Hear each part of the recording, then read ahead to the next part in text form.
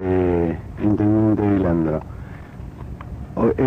Dilandro, es la noticia de la semana es el alejamiento de Ferro de su línea interna.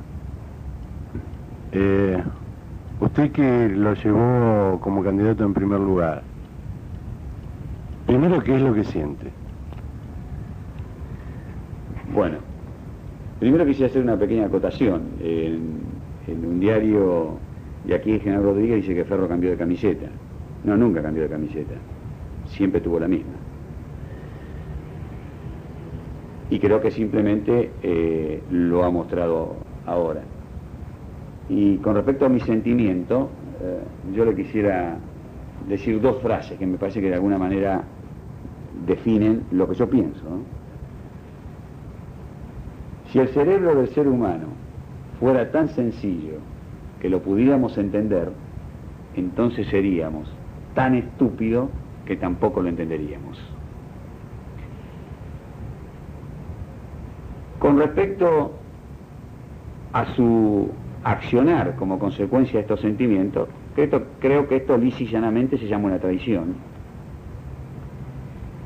Y fíjese usted que los traidores siempre mueren envenenados en el remordimiento de su propia conciencia.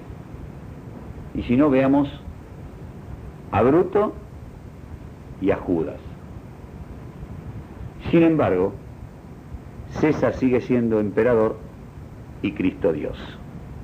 Creo que eso define cuál es mi sentimiento y cuál es mi pensamiento con respecto a esto. ¿Por qué cree que lo hizo?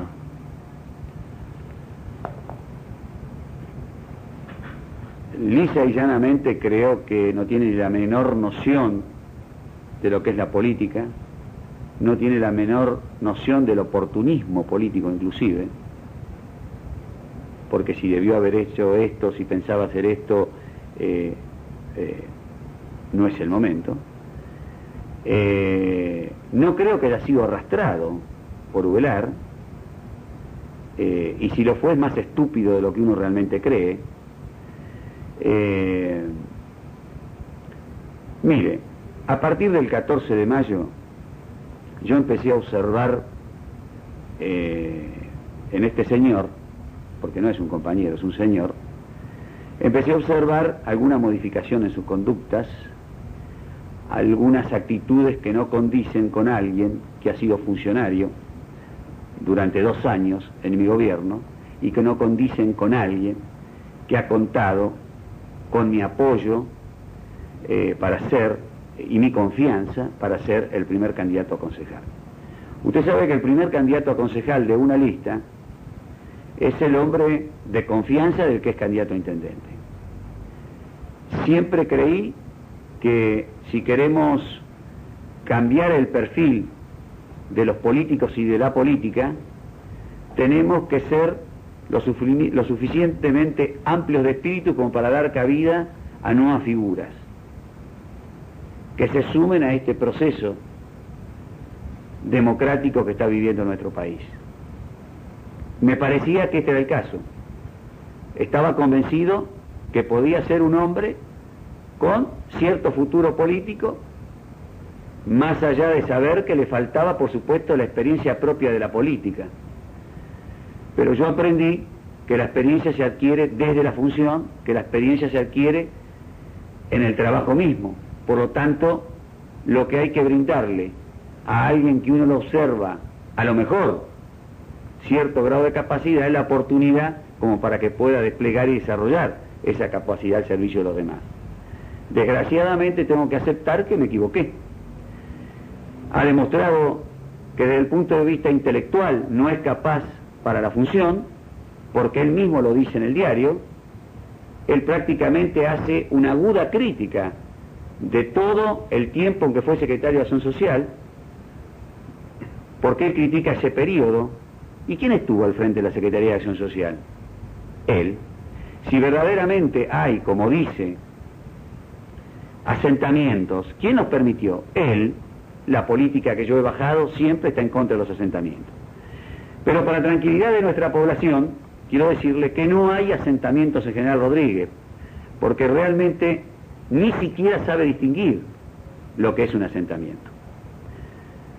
Un barrio donde hay gente humilde, un lugar donde hay 2 o 3 casas precarias, esto no es un asentamiento. Un asentamiento se constituye en 24 horas, prácticamente de noche y a escondida. Pero que pagan su terreno. En algunos casos sí, o puede haber una toma de posesión, pero el asentamiento se produce en un término muy corto de tiempo, no más allá de 24 horas, siempre superan las 20 o 30 familias y se ubican en un lugar prácticamente con maderas y lonas. Y si no, fíjese todos los asentamientos que ha erradicado el gobierno.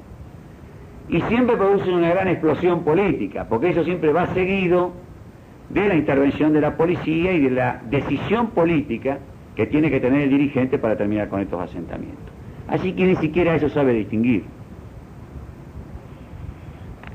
Con respecto a la erradicación de industrias, o sea, echa un manto de sospecha sobre la forma en que son atendidas las empresas que vienen a erradicarse, o por lo menos a buscar información en la erradicación de industrias.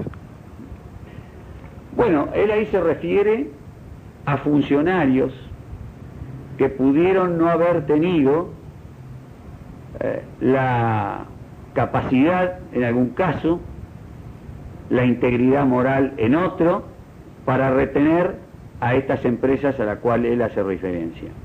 Yo me pregunto si cuando dice funcionarios él no era funcionario, él formaba parte del gobierno. Creo que alguien que cree, formando parte de un gobierno, que un par de él, otro funcionario, pueda tener algún tipo de actitud que no se condice con la ética, lo que tiene que hacer es inmediatamente renunciar.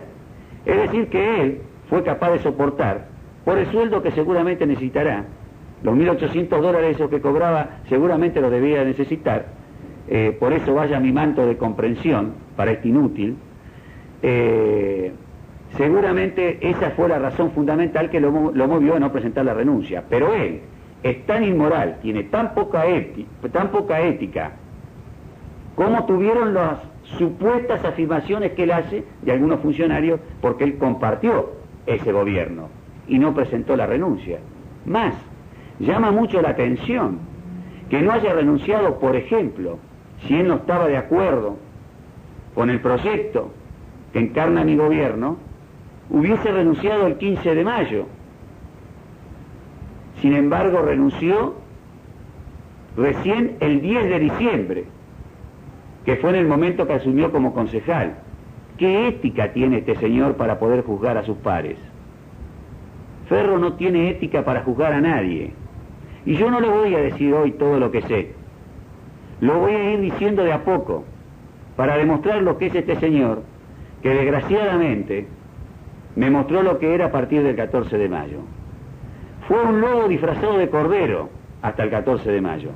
Pero después del 14 de mayo empezó a demostrar que ese cordero era lo que realmente fue siempre, un lobo.